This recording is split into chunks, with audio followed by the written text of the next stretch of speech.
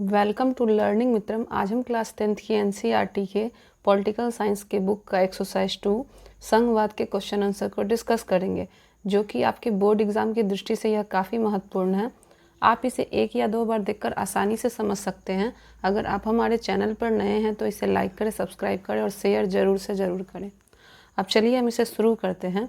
जैसा कि यहाँ पे आपको दिख रहा होगा पहला क्वेश्चन कि भारत के खाली राजनीतिक नक्शे पर इन राज्यों की उपस्थिति दर्शाएं और मणिपुर, सिक्किम, छत्तीसगढ़ और गोवा के बारे में बताएं। आप यहाँ देख रहे होंगे कि आपको एक मैप दिख रहा है, जो कि हमारे भारत का मैप है। इस पे आपको उन राज्यों को दर्शाना है जो क्वेश्चन में दिया गया है। यहाँ क्वेश्चन में जो आपको राज्य दे रखे हैं उनका नाम है मणिपुर, सिक्किम और छत्तीसगढ़ और गोवा। तो इसे हम दर्शाएंगे कैसे? सबसे पहले हम मैप को देखेंगे। अगर आपको मैप में इन राज्यों को खोजना नहीं आता है तो आप क्या करें कि सबसे पहले एक जो मैप है भारत का, उसका आप फ़ोटो स्टेट करवा लें, या अगर आपके पास है तो आप उसे लें। और एक आप सादा रखें जिस पर कुछ भी नहीं ड्रॉ किया हो, मतलब किसी भी राज्य का नाम नहीं लिखा गया हो। और दूसरा ऐसा मैप लें जिस पर राज्य का नाम जो है वो अच्छे से लिखा गया हो। उसे आप प्रतिदिन अगर देखते हैं, हर दिन थोड़ा थोड़ा, या आप जिस भी बुक को खोल रहे हैं उसके आगे में भी आप अगर डेली रखते हैं या फिर अपने रूम के वॉल पे अगर चिपका लेते हैं तो ये बहुत ही अच्छा होगा। आप अगर उसे हर दिन देखते हैं तो आपको याद करने की ज़रूरत भी नहीं पड़ेगी। आपको आसानी से जो है बहुत सारे राज्यों के नाम भी याद हो जाएंगे। तो आप एक दो बार इसे देखकर अगर ऐसे प्रैक्टिस करते हैं तो आपको आसानी से याद हो सकता है। या फिर आप क्या करें, आप वीडियो को ही ध्यान से अगर 2-3 बार सुनते हैं तो आपको इन राज्यों के बारे में पता चल जाएगी कि कौन राज्य कहाँ है। यहाँ तो 3 राज्यों के बारे में पूछा गया है कि सिक्किम, छत्तीसगढ़ और मणिपुर। इसके अलावा और भी राज्य पूछे जा सकते हैं, ज़रूरी नहीं कि सिर्फ यही तीनों राज्य पूछा जाए। हमारे जितने भी राज्य हैं भारत में उन सब के बारे में पूछा जा सकता है। तो आप क्या करें, इसे डेली देखें। और अगर आप ऐसा करते हैं जैसा मैंने आपको बताया तो आपको आसानी से मैप याद भी हो जाएगा और आप इसे समझ भी सकेंगे। तो यहाँ पे देखिए आपको भारत के मैप पे क्या क्या दर्शाना है। यहाँ पे जो आप देख रहे हैं ये मणिपुर है, ये छत्तीसगढ़ है, ये सिक्किम है, ये छत्तीसगढ़ है और ये मणिपुर है, जो कि आपको आसानी से दिख रहा होगा। अगर आप इसे बार बार देखते हैं और समझते हैं तो आप भी आसानी से इसे कर पाएंगे। अब चलिए हम देखते हैं दूसरे क्वेश्चन की ओर। आपको इसके अलावा और भी बहुत सारे क्वेश्चनों को पूछा जा सकता है और यहाँ पे हमें गोवा को भी दर्शाना है। तो गोवा जो है यहाँ पे आपको दिख रहा होगा। आप क्या करें, आप अगर और भी तरीके से समझना चाहते हैं तो आप इसे 4 डायरेक्शन में बांट सकते हैं, नॉर्थ, साउथ, ईस्ट, वेस्ट। तो आपको जो है वो ज़्यादा अच्छे तरीके से समझ में आएगा कि हमारे नॉर्थ में क्या है, हमारे साउथ में क्या है और हमारे ईस्ट में क्या है और हमारे वेस्ट में क्या है। तो आप इन चीज़ों को अगर दिशा के माध्यम से ज़्यादा याद रखेंगे तो आपको आसानी से याद भी रहेगा। जैसे आप अगर यहाँ पे डायरेक्शन ड्रॉ कर ले तो आपको पता चल जाएगा साउथ में क्या है, नॉर्थ में क्या है, ईस्ट में क्या है और हमारे वेस्ट में क्या। अगर आप देखें तो आपको यहाँ पे भी दिख भी रहा होगा कि सिक्किम और मणिपुर जो है वो हमारे ईस्ट की ओर है और यहाँ पे जो आपको वेस्ट की ओर क्या है और साउथ की ओर क्या है। तो आप डायरेक्शन के माध्यम से भी इसे अच्छे से समझ सकते हैं। हम दूसरे क्वेश्चन की ओर बढ़ते हैं। विश्व के खाली राजनीतिक मानचित्र पर भारत के अलावा संघीय शासन वाले 3 देशों की अवस्थिति बताएं और उनके नक्शे में रंग भरें। ये विश्व का मैप है। अभी हमने भारत का मैप देखा और विश्व के मैप के बारे में भी आप वही कर सकते हैं कि कनाडा, अमेरिका और बेल्जियम के बारे में पता लगाना है। मैप को अच्छा से याद रखने का तरीका यही है कि आप उसे हर दिन देखें। अगर हर दिन आप देखते हैं तो 1-2 बार प्रैक्टिस अगर आप करेंगे हफ्ते दिन भी तो आपको बहुत अच्छे से समझ में आ जाएगा। यहाँ पे देखिए ये वर्ल्ड मैप आपको दिख रहा होगा। वर्ल्ड मैप में जो है कनाडा, अमेरिका और बेल्जियम को दर्शाना है। तो देखिए यहाँ पे जो है कनाडा है, यहाँ पे संयुक्त राज्य अमेरिका है, ये बेल्जियम है। यही तीनों राज्यों को, मतलब यही तीनों देशों को क्या करना है, दर्शाना है विश्व के मानचित्र पर। और अगर आपसे भारत के बारे में पूछा जाए तो आप उसे बहुत आसानी से ढूंढ सकते हैं। ये है हमारा भारत, जिसे आप आसानी से ढूंढ सकते हैं। इसके अलावा और भी बहुत सारे आपको राज्य पूछे जा सकते हैं। आपको ऑस्ट्रेलिया के बारे में पूछा जा सकता है, आपको भारत के बारे में पूछा जा सकता है। तो और विश्व में आपको आप याद रखें, अगर इन दोनों कामों को आप हमेशा करते हैं जिस तरीके से मैंने आपको बताया तो आपको आसानी से मैप याद रहेगा।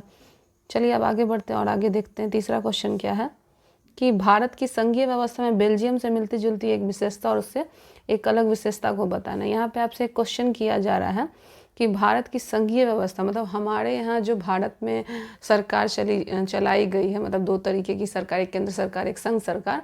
आपको पता भी होगा कि जो राज्य में सरकारें होती हैं उनका अलग कार्य होता है, उनको संघ की सरकारें बोलते हैं। और केंद्र सरकार के बारे में आप जानते हैं जिसमें प्रधानमंत्री, राष्ट्रपति और भी बहुत सारे मंत्रियों का शासन होता है।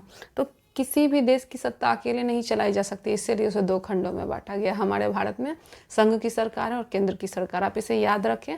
आपको 1 नंबर वाले क्वेश्चन में भी ये पूछा जा सकता है कि भारत में कितने तरीके की सरकार का शासन होता है। तो यहाँ पे आपको क्वेश्चन पूछा जा रहा है कि भारत में जो शासन व्यवस्था है उसमें संघ सरकार और राज्य सरकार जो भी व्यवस्था है उनसे बेल्जियम से मतलब हमारी सरकार की व्यवस्था किस तरीके से मिलती है, हम समझेंगे इसे। इसका आंसर बहुत ही आसान है, आप ध्यान से सुने, आपको बेहतर ढंग से समझ में आएगा। बेल्जियम से मिलती जुलती भारत में क्या व्यवस्थाएं हैं।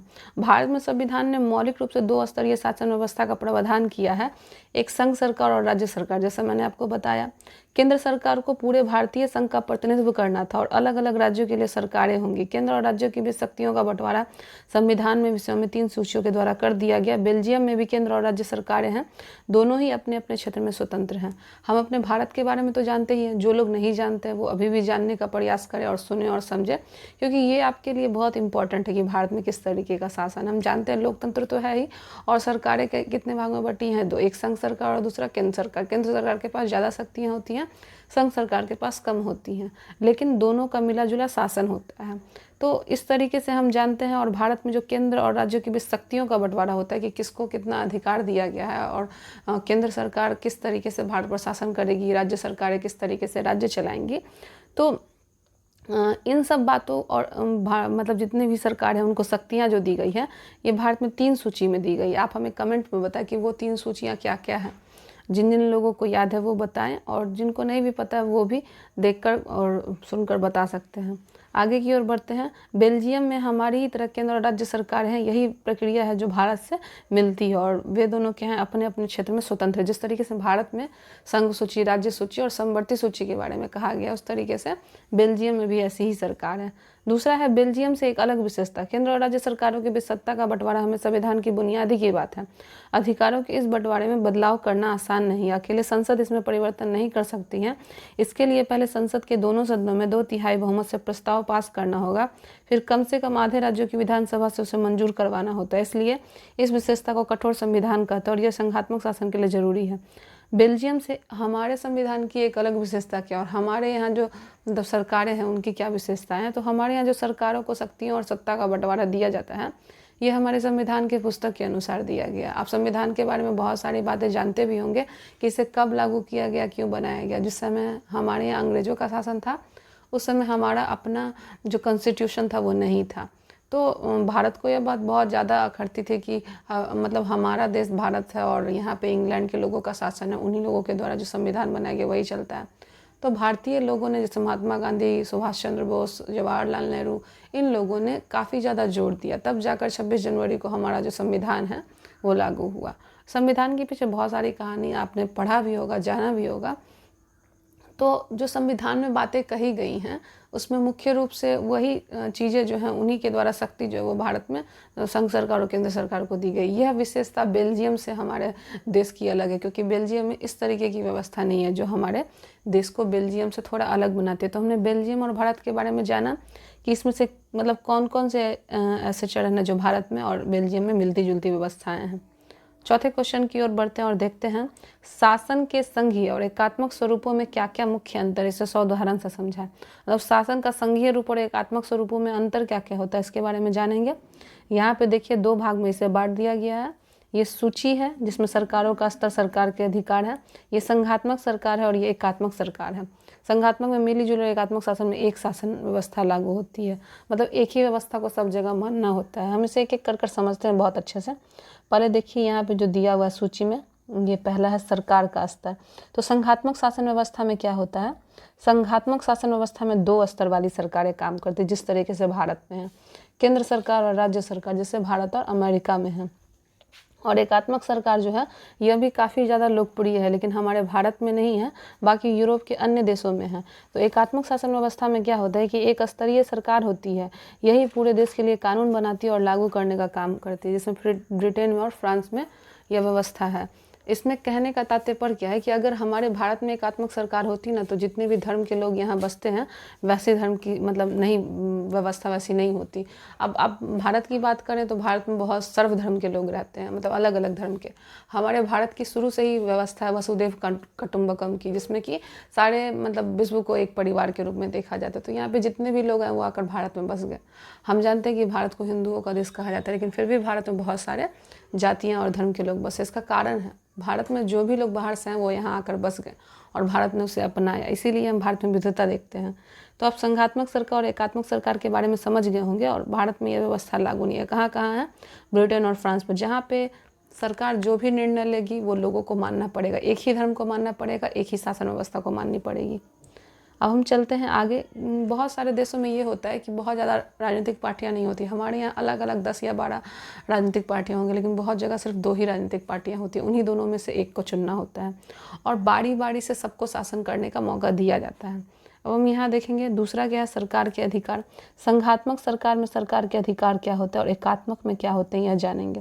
संघात्मक शासन में दोनों प्रकार की सरकारों को अपने अधिकार संविधान द्वारा प्राप्त होते हैं, जिससे कोई सरकार दूसरे सरकार पर नियंत्रण न कर सके। मतलब एक तरीके से जैसे आप अपने सब्जेक्ट में कंपलसरी वर्ड सुनते हैं, उसी तरीके से हमारे भारत में संविधान के अनुसार जो है कुछ कंपलसरी मतलब व्यवस्थाएं लागू की गई हैं, जिसमें संघात्मक सरकार और केंद्र सरकार को दिया गया है। इस व्यवस्था के अंतर्गत कोई भी संघ की सरकार या केंद्र की सरकार एक दूसरे पर शासन नहीं कर सकती है, नहीं अपनी शक्ति इस पर थोप सकती है। यह व्यवस्था कहाँ है? संघात्मक शासन व्यवस्था में। और कौन बताता है इस व्यवस्था को? संविधान के द्वारा लागू किया गया है। ये आप समझ गए होंगे। आगे बढ़ते हैं। एकात्मक शासन व्यवस्था में क्या है कि सरकार इसमें प्रमुख होती है और अपनी सुविधा के लिए राज्य सरकारों का निर्माण करते हैं, किंतु उन्हें शक्तियाँ संविधान द्वारा प्राप्त नहीं होती, बल्कि केंद्र सरकार उन्हें कुछ बुनियादी शक्ति दे सकती है। एकात्मक सरकार संघात्मक सरकार से बिल्कुल भिन्न है। क्यों? क्योंकि हमारे संघात्मक सरकार में संविधान की आवश्यकता होती है, वहीं एकात्मक सरकार में नहीं होती है। इसमें जो केंद्र की सरकार होती है उसी को कुछ बुनियादी शक्ति दी जाती है, जिसके आधार पर वो क्या करती है, सरकार का निर्माण करती है और कुछ नियम और कानून बनाती है, जिससे सबको वही पालन करना होता है। थर्ड, संविधान में संशोधन। संघात्मक शासन व्यवस्था में संविधान में संशोधन एक जटिल प्रक्रिया के द्वारा किया जाता है, जो कानून बनाने की प्रक्रिया से अलग होती है। इसके लिए केंद्र और राज्य दोनों सरकार की सहमति आवश्यक है, जैसे भारत और अमेरिका में। अगर हम संघात्मक संविधान की बात करते हैं तो उसमें क्या होता है कि एक जटिल प्रक्रिया है, जिसमें दोनों मतलब संघ की सरकार को और केंद्र की सरकार को दोनों को समर्थन देना होता है। दोनों की बातें यहाँ सुनी जाती है। जब तक दोनों की सहमति नहीं होगी तब तक कुछ भी जो है वो मतलब देश के लिए पास नहीं होगा। और यह व्यवस्था कहाँ है? तो यह भारत और अमेरिका में जो है संविधान संघात्मक शासन व्यवस्था में लागू है। और संविधान में संशोधन का एकात्मक शासन व्यवस्था में क्या है कि संविधान में संशोधन करने की प्रक्रिया बहुत सरल है। केंद्र सरकार जब चाहे तो परिवर्तित कर सकती है, जैसे इंग्लैंड और फ्रांस में केंद्र सरकार है, इसमें संघ सरकार कहीं भी नजर नहीं आती है। जो भी निर्णय लेगी वो कौन लेगा? एकात्मक सरकार।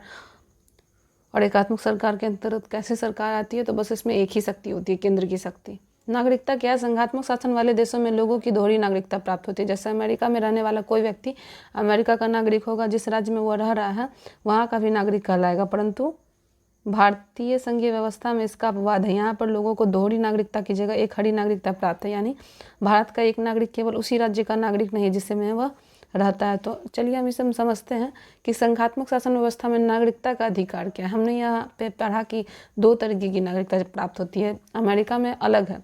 अमेरिका में क्या है कि यहाँ पे कोई भी व्यक्ति अगर रहता है तो उसे वहाँ की नागरिकता तो प्राप्त है ही, जिस राज्य में वो रह रहा है, और वो वहाँ का नागरिक भी कहलाएगा, और मतलब अगर दूसरे राज्य में। लेकिन भारत में ऐसा नहीं है। भारत में क्या है कि यह अपवाद के रूप में यहाँ लोगों को दोहरी नागरिकता की जगह एक खड़ी नागरिकता ही प्राप्त है, यानी कि भारत का नागरिक केवल उसी राज्य का नागरिक नहीं है जिसमें वो रहता है। और एकात्मक शासन व्यवस्था में क्या है कि इन देशों में रहने वाले लोग केवल अपने देश के ही नागरिक कहलाते हैं, चाहे वो किसी भी भाग में रहें। इंग्लैंड में रहने वाले व्यक्ति केवल ब्रिटिश कहलाएंगे और इन्हें एक खड़ी नागरिकता प्राप्त होती है। मतलब जो एकात्मक सरकार उसमें से केवल एक खड़ी नागरिकता ही होती है। जैसे यहाँ पे आपको एग्जांपल दिया है कि ब्रिटेन और फ्रांस में भी है, तो यहाँ पे आपको ब्रिटेन का एग्जांपल दिया कि ब्रिटेन में जो है कैसी व्यवस्था है, तो एक खड़ी नागरिक की व्यवस्था की वहीं के लोग कहलाएंगे, मतलब ब्रिटिश में रहने वाले ब्रिटिशियन ही कहलाएंगे। वित्तीय व्यवस्था। संघात्मक शासन में दोनों प्रकार की सरकारों को वित्तीय स्वायत्तता प्राप्त है। दोनों सरकारों के राजस्व के अलग अलग स्रोत निर्धारित है। मतलब वित्तीय व्यवस्था जो सरकार टैक्स वगैरह लेती है जो शासन व्यवस्था चलाने के लिए उनको प्राप्त होता है। तो यहाँ पे भारत में क्या है, इसके स्रोत अलग अलग हैं जहाँ से राजस्व लिया जाता है सभी लोगों से। और एकात्मक सरकार में राज्य को वित्तीय स्वायत्ता नहीं होती, वे पूर्ण रूप से केंद्र सरकार पर निर्भर होते हैं। मतलब जो भी करेगी यहाँ पे केंद्र सरकार करेगी। न्यायपालिका की भूमिका, न्यायपालिका की भूमिका क्या है? संघात्मक व्यवस्था में न्यायपालिका की भूमिका महत्वपूर्ण है। केंद्र और राज्यों के बीच होने वाले झगड़ों को निपटाती तथा संविधान की व्याख्या भी करती है। जैसे भारत और अमेरिका में न्यायपालिका द्वारा बनाए गए कानूनों की जांच करती है और तथा इस संविधान की व्याख्या करती है, इसलिए उसे संविधान का संरक्षक कहते हैं। तो संघात्मक व्यवस्था में न्यायपालिका की जो भूमिका होती है बहुत ही अधिक महत्वपूर्ण है। क्यों? क्योंकि इसमें क्या होता है ना कि मान लीजिए कि संघ सरकार और केंद्र सरकार में किसी बात को लेकर अगर बहस हो रहा है तो उसे जो है दूर करने का प्रयास कौन करती है? मतलब ये न्यायपालिका करती है कि दोनों के बीच जो भी वाद विवाद चल रहा है जिस भी मामले में, उसको निपटाने का काम जो वो न्यायपालिका ही करेगी। अमेरिका और भारत में ये व्यवस्था लागू है, इसीलिए उसे किस नाम से जाना जाता है? संविधान का संरक्षक। और एकात्मक देशों में क्या है कि न्यायपालिका की भूमिका महत्वपूर्ण नहीं होती है, वहाँ सारी शक्तियाँ केंद्र के हाथों में होती है। यदि कोई राज्य सरकार उसके कहे अनुसार काम ना करे तो उसे वो क्या कर देती है? एकात्मक सरकार समाप्त कर देती है। मतलब यहाँ पे न्यायपालिका की भूमिका महत्वपूर्ण नहीं होती, किसकी होती है? केवल केंद्र सरकार की। जो भी करेगा वो कौन करेगा? केंद्र की सरकार ही करेगी। नेक्स्ट क्वेश्चन पे चलते हैं। 1992 के संविधान संशोधन के पहले और बाद के स्थानीय शासन के दो महत्वपूर्ण अंतर बताएं। मतलब 1992 में भारत का संविधान कैसा था और उसके बाद का संविधान कैसा था, इसके बारे में जानेंगे। 1912 तक मोस्टली तो हमें आज़ादी कभी मिल गई थी 1947 में, 15 अगस्त 1947 को हमें आज़ादी मिल गई थी। लेकिन बाद में धीरे धीरे जो संविधान 26 जनवरी को लागू हुआ था 1950 को, वो धीरे धीरे मतलब उसमें कैसे कैसे सुधार हुआ वो जानेंगे। तो 1992 के पहले का संविधान और 1992 के बाद का संविधान के बारे में। भारत में सत्ता विकेंद्रीकरण के लिए सभी राज्यों में गाँव के स्तर पर ग्राम पंचायत और शहरों में नगर पालिकाओं की स्थापना की गई है। उन्हें राज्य के सीधे नियंत्रण में रखा जाता है। इन स्थानीय सरकारों के लिए नियमित ढंग से भी चुनाव नहीं कराए जाते हैं और इनके पास ना तो कोई अधिकार है, नहीं कोई संसाधन। 1992 में संविधान में संशोधन करके लोकतांत्रिक शासन व्यवस्था के तीसरे स्तर को मजबूत बनाया गया। चलिए हम इसे समझते हैं। पहले हम यह जानने का प्रयास करते हैं कि आपको पता है कि भारत काफ़ी बड़ा देश है, वहाँ अकेले तो कोई सरकार शासन नहीं कर सकती है, कोई एकात्मक सरकार नहीं हो सकती है। इसलिए यहाँ पे संघात्मक और केंद्र की सरकार है। सभी सरकारों की शक्तियों का बंटवारा भी किया गया है। लेकिन होता क्या है कि केंद्र की सरकार बहुत सारे अलग अलग राज्यों में अलग अलग मुख्यमंत्रियों का चुनाव होता है, वहाँ पे भी सरकारें होती हैं।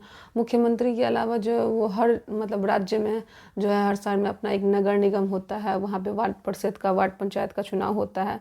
5 सालों के लिए ग्राम पंचायत का चुनाव होता है, 5 वर्षों के लिए। इसलिए क्योंकि इतने बड़े सत्ता का संवहन और अकेले इसका निर्णय लेना काफ़ी ज़्यादा कठिन है, इसलिए इसके कार्य को क्या किया गया है? छोटे छोटे रूपों में बांट दिया। अगर कोई भी एक व्यक्ति शासन करेगा तो सही ढंग से शासन नहीं हो पाएगा।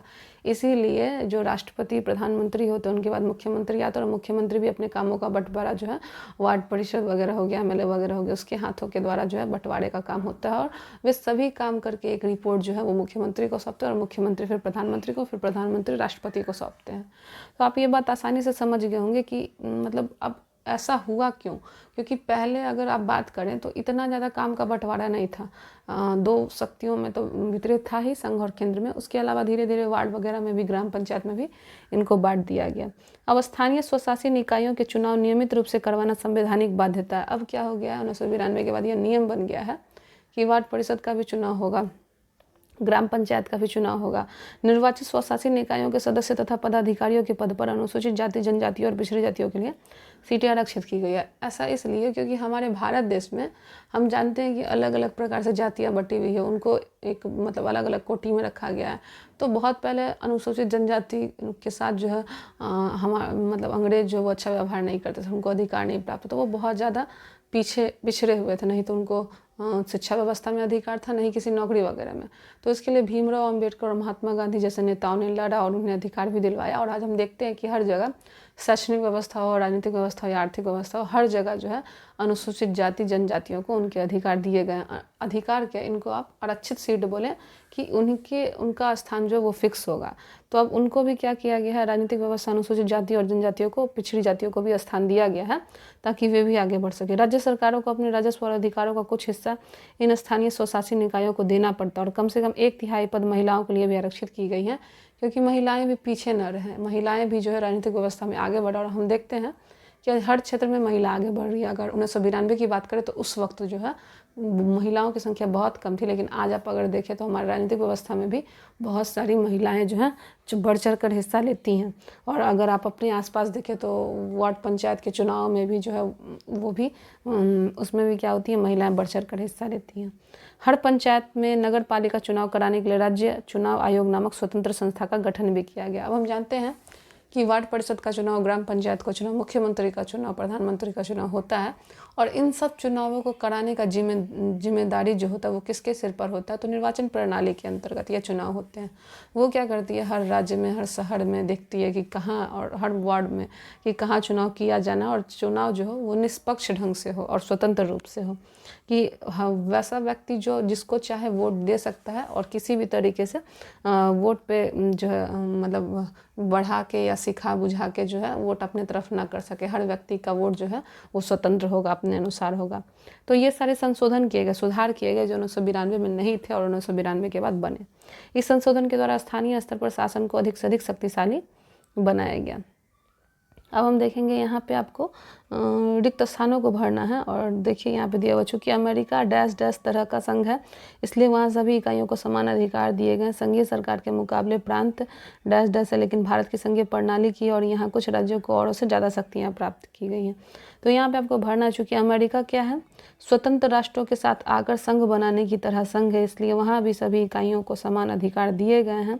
संघीय सरकार के मुकाबले प्रांत अधिक शक्तिशाली है, लेकिन भारत की संघीय प्रणाली और आंतरिक विविधता को ध्यान में रखते हुए बनाए गए संघ के यहाँ कुछ राज्यों और औरों से ज़्यादा शक्तियाँ प्राप्त हो। यहाँ पे भारत और अमेरिका के बारे में कहा गया। हम भारत के बारे में तो बखूबी जानते हैं कि केंद्र को ज़्यादा शक्ति है और प्रांत को, लेकिन फिर भी यहाँ पे काम का बंटवारा 50-50% है, लेकिन अमेरिका में प्रांत को ज़्यादा शक्ति दी गई है केंद्र के मुकाबले। आप इस क्वेश्चन को 2-3 बार सुने पढ़े, आपको आसानी से याद हो जाएगा। जरूरी नहीं जो इसमें फिल इन द ब्लैंक्स पूछा गया आपको वही पूछा जाए।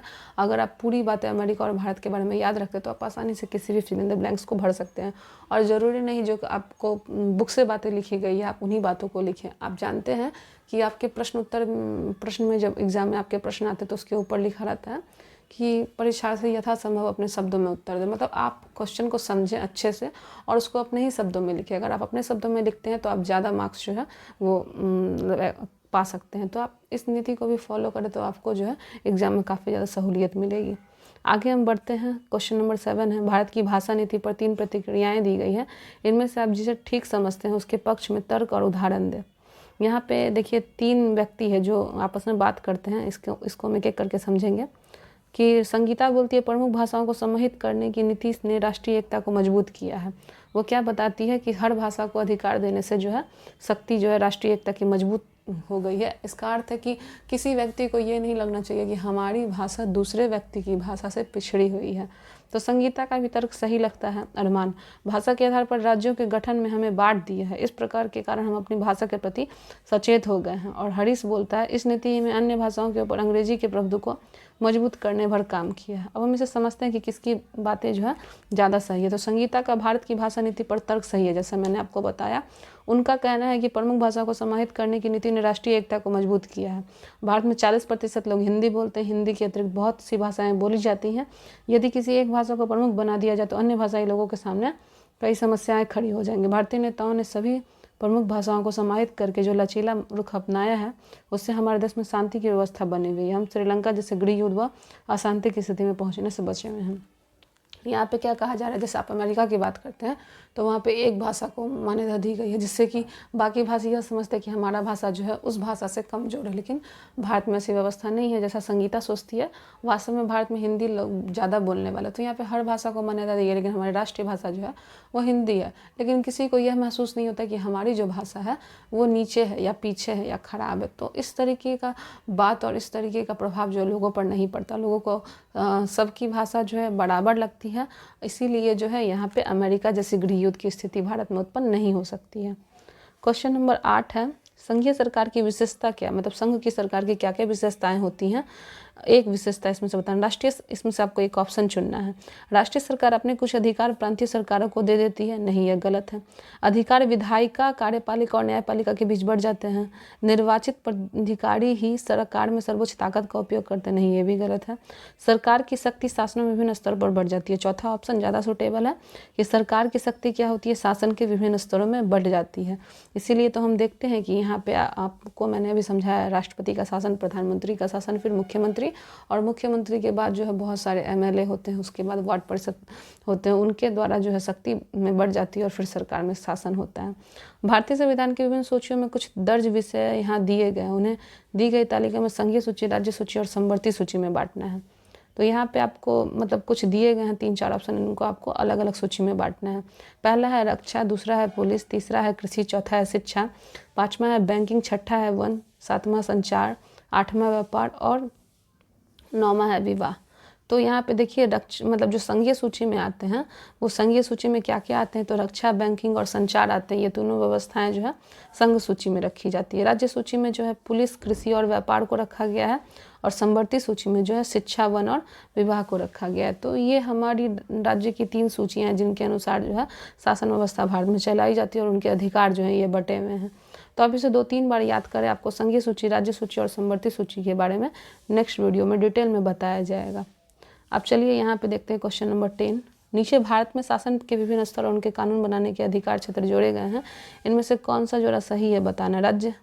राज्य की सरकारें राज्य सूची के अंतर्गत आती हैं, केंद्र सरकार संघीय सूची के अंतर्गत आती हैं, केंद्र और राज्य सरकार समवर्ती सूची के अंतर्गत आती हैं, स्थानीय सरकार अविशिष्ट अधिकार।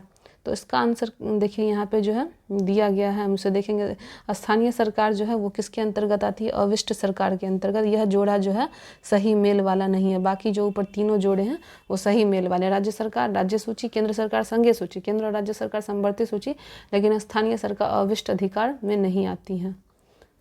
तो चलिए आगे हम बढ़ते हैं। यहाँ पे दिया गया सूची 1 और सूची 2 में मिलान करना है आपको कि इस भारतीय संघ, राज्य, नगर निगम और पंचायत में जो है कौन कौन से मतलब अधिकार होते हैं। जैसे कि आप अगर देखें नगर निगम, ग्राम पंचायत का, तो ग्राम पंचायत में आपको पता ही होगा कि किसका शासन होता है, ग्राम पंचायत में सरपंच का होता है, और फिर नगर निगम में किसका होता है, मेयर का होता है, राज्य में किसका, राज्यपाल का, और भारतीय संघ में किसका होता है, प्रधानमंत्री का। अगर आपको एक भी ऑप्शन पता है तो आप 3-4 ऑप्शन को छांट के निकाल सकते हैं।